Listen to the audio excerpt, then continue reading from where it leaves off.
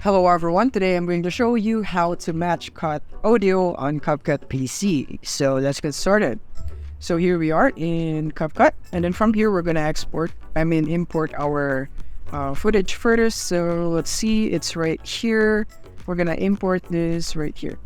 So now that it's right here, so we have this right here. So this is audio, obviously because it's a song.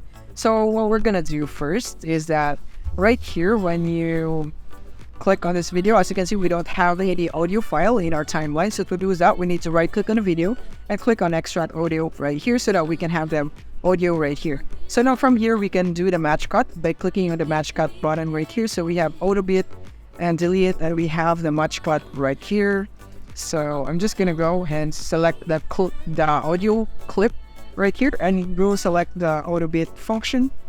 And right here, we can go for beat 1 right here. So this would be the beat 1 of this song right here.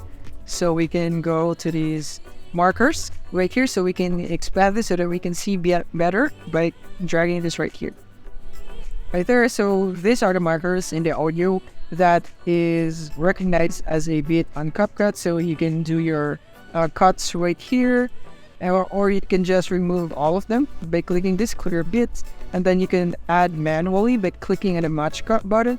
So click match cut, and then you can add your beat manually if you think that the auto beat function is not really accurate, or if you want to add your own, then you can just do this by clicking this here. You can click on the match cut button and it would add a beat, or you could remove it by going to that beat and then click on the match cut to remove beat, right, just like this one, or just clear bits so that you can clear everything right there. And you can go for auto beat number 2. So this would be the beat 2 right here, and it's let is on it. And beat 1, it will be like this stage right now.